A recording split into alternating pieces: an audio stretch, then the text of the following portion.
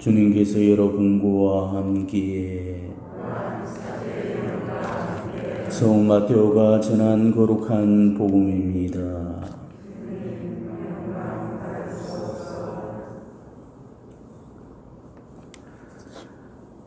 예수님께서 가리사리아 필리피 지방에 다다르시자 제자들에게 사람의 아들을 누구라고들 하느냐 하고 물으셨다. 제자들이 대답하였다. 세례자 요한이라고 합니다. 그러나 어떤 이들은 엘리야라고, 또 어떤 이들은 예레미야나 예언자 가운데 한 분이라고 합니다.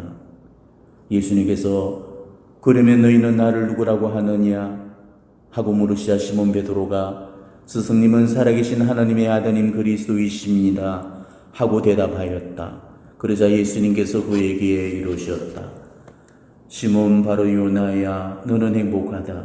살과 피가 아니라 하늘에 계신 내 아버지께서 그것을 너에게 알려주셨기 때문이다.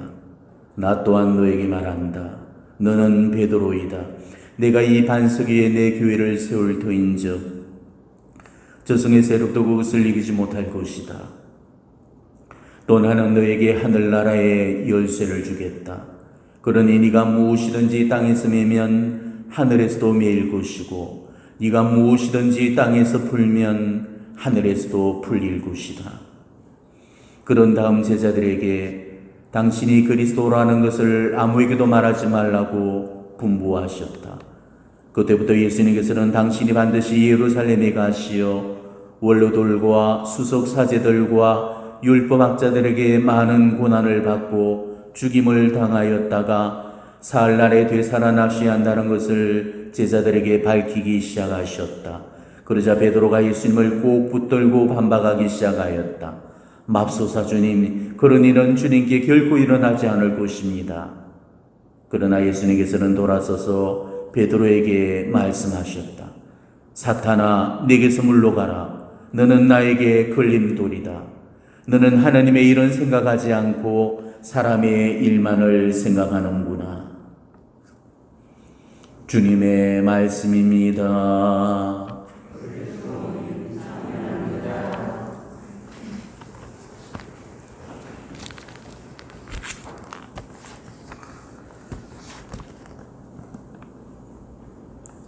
여러분들은 하나님의 일을 하는 게 쉽다고 생각하십니까? 아니면 어렵다고 생각하십니까? 쉬운 일을 너무 어렵게 하고 있는 건지, 아니면 어려운 일을 너무 쉽게 생각하고 하고 있는 건지, 우리 각자가 오늘 이 복음에 비춰서 한 번쯤은 생각을 해보셨으면 합니다. 지금 내가 하나님의 길 위에 제대로 서서 하나님의 일을 하고 있다면 하나님의 일이 과연 쉬운 건지 어려운 건지 바로 그 답을 찾아낼 수 있을 겁니다. 오늘 베드로는 하나님의 일을 너무 쉽게 생각해 버렸습니다. 하나님의 일을 인간적으로 겁없이 생각해 버렸던 거죠. 처음에는 오늘 베드로가 예수님께 아주 놀라운 칭찬을 들었죠.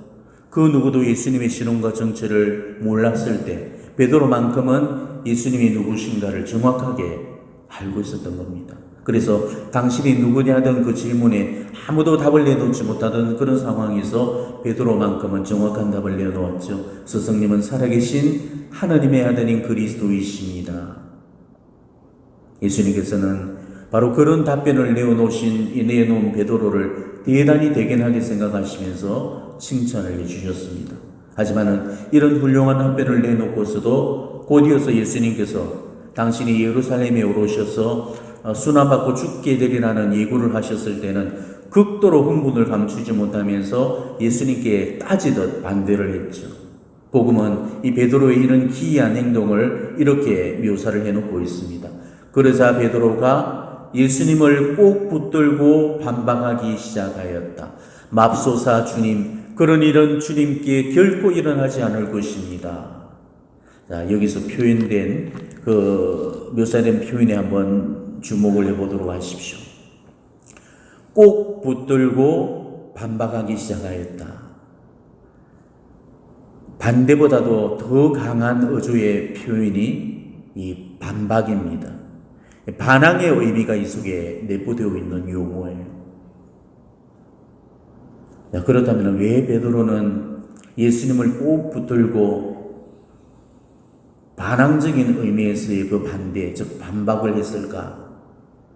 베드로가 왜 이런 행동을 했는지 복음도 정확하게 언급을 해놓고 있지 않습니다. 우리도 그 이유를 정확하게 알 수가 없죠. 하지만 오늘 예수님의 이 답변을 통해서 베드로가 어떤 생각을 품었는지를 엿볼 수가 있는 겁니다. 자, 베드로의 반박을 들었던 그 예수님은 아주 단호하고도 매몰차게 사탄아 내게서 물러가라 그러시면서 너는 나의 걸림돌이다. 너는 하느님의 일은 생각하지 않고 사람의 일만을 생각하는구나 이러면서 꾸짖으시죠. 그러니까 베드로는 바로 그 순간에 하느님의 일은 전혀 생각하지를 않고 오로지 인간적인 생각만을 하면서 그런 반대를 해버렸던 것입니다. 그렇다면 왜 베드로는 그런 인간적인 생각에 묶여 있어야만 했었을까?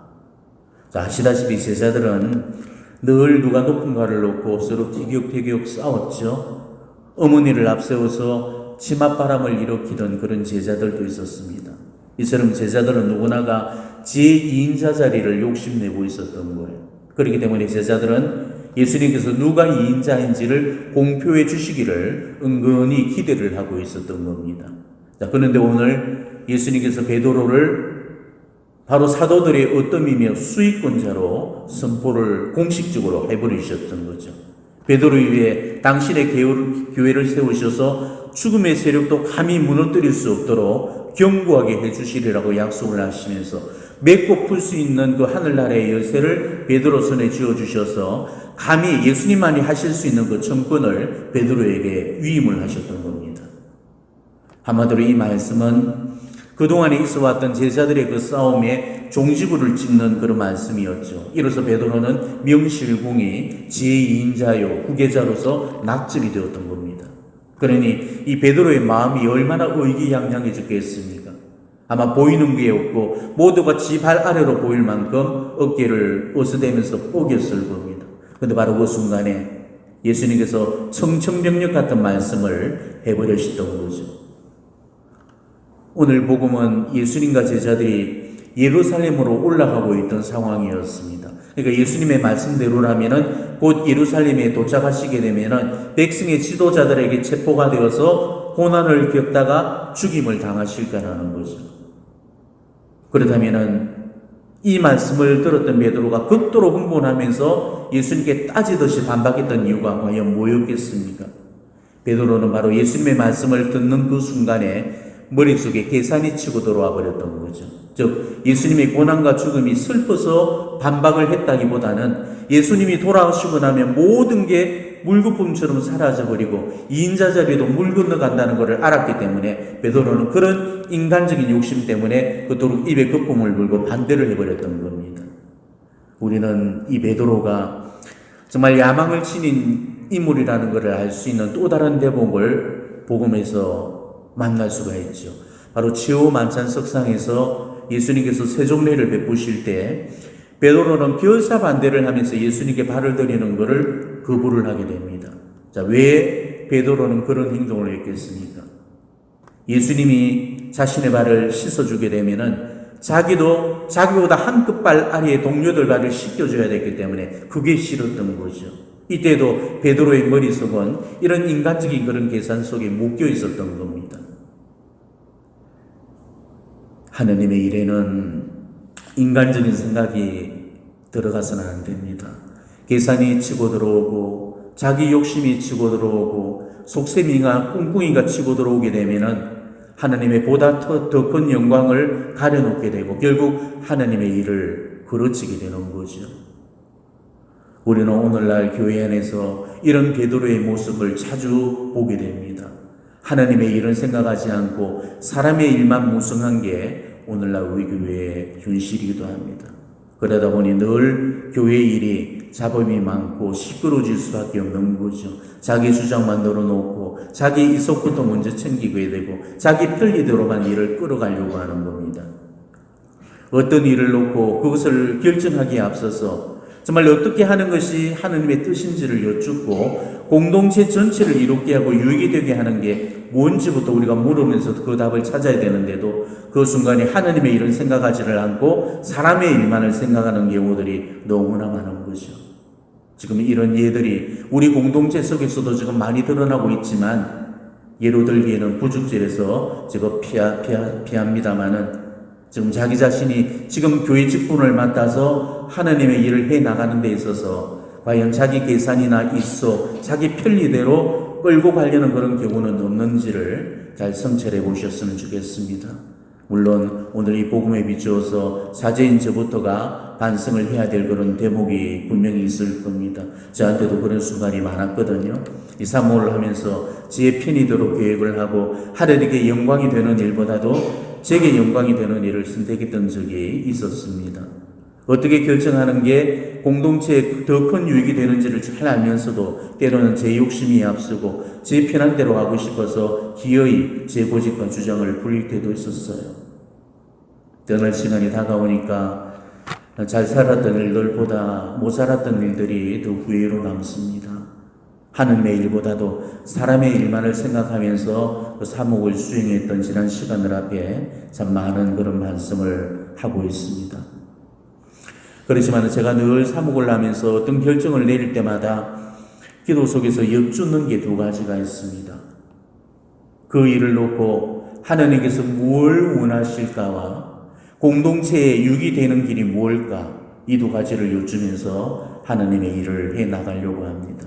그렇기 때문에 제 계획과 예상보다는 하나님의 뜻이 어디 있는가를 여쭈면서 사목을 해 나가려고 무던히 노력을 해왔습니다. 그렇지만 그럼에도 불구하고 인간적인 생각이 묶일 때가 너무나 많았다는 것입니다. 저처럼 하나님의 뜻을 의식하는데도 하나님의 뜻을 놓치는 경우들이 허다히 많다면, 하나님의 뜻을 전혀 생각을 하지 않고 지 뜻대로 그 일을 이끌어간다면 그 사람이 하고 있는 그 일은, 그 하나님의 일은 얼마나 하나님의 길에서 벗어나 있는 일이게 됐습니까? 교회 내에서 조그만 감투라도 쓰고 있고 또 사도직을 수행하는 그런 분들이라면은 이거 정말 깊이 한번 성찰해 보셔야 될 부분입니다. 하나님의 일에는 자기 욕심이 그 속에 끼어들어서는 안 됩니다. 그 일이 자기에게 어떤 이로움이 되는지를 계산하지 말고 오로지 하나님의 영광을 위하고 공동체 전체의 공동선만을 생각하면서 그렇게 하나님의 일을 해나가야 되는 겁니다. 자기 욕심이나 인간적인 생각에 묶이게 되면은 하나님의 뜻을 놓치게 되는 우를 범하게 되는 거죠. 베드로처럼 자기 이속부터 챙기려고 하고 자기에게 이익이 되는 일만을 하려고 하는 겁니다. 자기 욕심이 들어가서는 우리는 결코 하나님의 일을 제대로 수행할 사지를 못합니다. 왜냐하면 그 속에서는 반드시 사탄의 개입이 일어나기 때문이죠. 은사변질이라는 그 말을 들어보시는지 모르겠습니다. 제가 이미 지난 강론들을 통해서 여러 번 다뤄드리긴 했지만 아마 여러분한테는 크게 해당이 되지를 않으실 겁니다. 말씀의 은사, 예언의 은사, 치유의 은사, 구마의 은사, 이런 은사를 받은 그런 은사자들한테 해당이 되는데, 우리가 성령 기도회 같은 곳에 가보면은 이런 은사 변질이 일어난 은사자들이 차고 넘칩니다. 하나님께서는 어떤 영혼들에게 특별한 성령의 능력을 부어주셔서 그 사람을 당신의 도구로 선택하셔서 바로 그 사람을 통해서 교회에 선익을 베풀어 주시죠. 그게 은사입니다. 그리고 그 은사를 받은 사람을 은사자라고 불러요. 그래서 어느 날 어떤 사람들한테 갑자기 말씀의 은사가 주어져서 대중 앞에 서서 마이크를 잡게 되죠. 손에서 치유의 능력이 나오면서 사람들을 만져주면 병이 낫게 됩니다. 때로는 부마의 능력을 받아서 부마자들한테 마귀를 떼어내어 주게 되죠. 또 입에서 하나님 예언의 말씀이 내려서 사람들을 하나님의 뜻으로 이끌어 줍니다. 이런 능력들을 받게 되면은 우리가 보다 겸손하게 하나님의 일을 해 나가야 되는데도 대개의 경우를 보면은 그렇지 안 되는 영혼들이 너무나 많습니다. 물론 하나님께서 덕이 있는 영혼들한테만 은사를 베푸시는 것은 결코 아니십니다. 은사를 담을 그릇이 안 되는 영혼들한테도 그 은사를 베풀기도 하시죠. 그러면 처음에는 교만하고 욕심 많고 이기적이던 그런 인간들도 그 은사를 잘 관리하면서 하나님의 일을 해 나가다 보면은 그 은사로 말미암아서 자신의 인성이나 성품도 그 은사에 알맞게 정화되고 다듬어져서 참된 하나님의 도구로 변모가 되어지는 거예요. 그런데 보통 그러지를 못하다는 것입니다. 은사를 받았답시고 으스대고 나쓰고 자기 은사가 마치 자기한테서 나오는 줄로 알고 마치 자기가 하느님이라도 되는 양 뭐든 다 할 수 있다고 생각하면서 그렇게 객기와 만용을 부려대게 됩니다. 그리고 자기 은사로 말미암아서 사람들이 그 은사에 열광하게 되면은 급기야는 오만방자해져서 사람들을 얕잡아보고 자기 발 아래로 업수히 여기고 위아래도 없이 반발을 찍찍해 대면서 안하무인을 하게 됩니다. 이렇게 되면은 그 은사는 반드시 타락이 되고 변질이 되어서 성령은 그 사람을 떠나시고 그 은사를 거두어 가버리시게 되죠. 그런데 바로 그 순간에 악령이 바로 그 빈자리를 채워서 그 사람을 조종을 하게 됩니다. 암마는 자기가 가지고 있는 그 능력을 그 사람 속에 집어넣어서 은사의 힘을 그대로 실어주게 되죠. 그러면 그 사람은 여전히 자기한테서 성령의 능력이 나오는 줄을 알고 그 은사를 하느님의 것으로 철석같이 믿게 되는 겁니다. 그렇지만 그 은사는 성령께로부터 오는 게 아니기 때문에 성령의 열매가 맺히지를 않고 사람들을 좋은 쪽으로 변모시키지를 못하는 것입니다. 근데 그럼에도 불구하고 그 사람은 자기가 성령의 은사를 지녔다고 생각해서 하나님의 일을 잘하고 있다고 착각을 하게 되죠. 그렇지만 그 사람이 하는 일은 하나님이 한 일이 아니고 사탄의 일인 것입니다. 꼭 성령 은사자들만 이런 우를 범하는 게 아닙니다. 여러분들도 본당 안에서 어떤 소임을 맡아 하면서 하나님의 일을 한다고 하는 그 일들이 하나님의 일이 아니라 인간의 일이거나 때로는 사탄의 일에 협력하는 그런 경우들도 있습니다. 자기가 지금 하고 있는 일들이 사탄에게 협력하는 줄도 모른 채로 하나님의 일을 하고 있다고 생각하지만은 그거는 하나님의 영광을 가리고 공동체의 선익은 고사하고 공동체를 더욱더 힘들게 만들어 놓게 되는 것이죠. 한 회의 회장이나 단체의 장들은 반드시 알아놓으셔야 됩니다. 어떤 일을 행할 때라도 내가 하나님 일의 협력자가 되어야지 하나님의 일을 자기 것처럼 사람의 일로 끌어내리거나 사탄의 일로 변질시켜 놓아서는 안 된다는 것이죠. 한 회의 회장이나 단체의 그 단체장들은 오늘 이 베드로처럼 넘버 2의 자리에 있는 사람들입니다. 그렇기 때문에 막중한 책임감도 있지만은 막중한 힘과 권한도 주어지고 있기 때문에 그 직분을 잘못 휘두르게 되면은 권한이 권력으로 둔갑해서 폭력을 일삼게 되는 거예요. 조그만 능력이 있고 조그만 높은 자리에 있으면은 그걸 힘이라고 생각해서 자기 마음대로 좌지우지하면서 자기 뜻대로 공동체를 이끌어가려는 이런 하나님의 도구들이 지금 얼마나 많은지 모릅니다. 그렇기 때문에 지금 우리의 사도직이 늘 실패를 겪게 되는 겁니다. 때문에 예수님께로부터 흥분함을 받은 사람들일수록 더 많이, 더 자주, 더 오래 기도하셔야 됩니다. 기도 없이 사도직은 반드시 실패하게 됩니다. 우리는 어떤 일을 행함에 있어서 기도부터 하셔야 됩니다. 저처럼 하나님께서 뭘 원하실까를 여쭙고 공동체에 유익되는 길이 무엇일까를 생각하면서 그렇게 하나님의 일을 해나가셔야 됩니다. 그래야 그 사도직이 실패하지 않습니다. 그래야 그 은사가 열매를 거두게 되어 있습니다. 자기 뜻으로 교회를 움직이지 마시고 하나님의 뜻으로 교회가 움직일 수 있도록 철저하게 자신의 뜻과 생각을 내려놓고 하나님의 뜻이 이루어지기를 기도하면서 그렇게 이끌어가야 되는 거죠. 아무리 자기 뜻으로 하나님의 일을 멋지게 수행했다 하더라도 그런 것은 하나님께서 결코 기뻐하시거나 좋아하지 않으십니다. 10,000가지 업적을 쌓고 10,000가지 성과를 거두더라도 그 일이 하나님께서 원하시는 일이 아니라면 그런 성과와 업적은 아무런 그런 소용이 없는 것이죠. 오늘 이 베드로의 실수가 정말 우리 삶 속에서 반복되는 일이 없도록 우리 삶을 깊이 성찰해 보시고 정말 오로지 하나님의 일을 하나님의 뜻으로만 해나가는 그런 여러분이 되시기를 축원합니다. 아멘.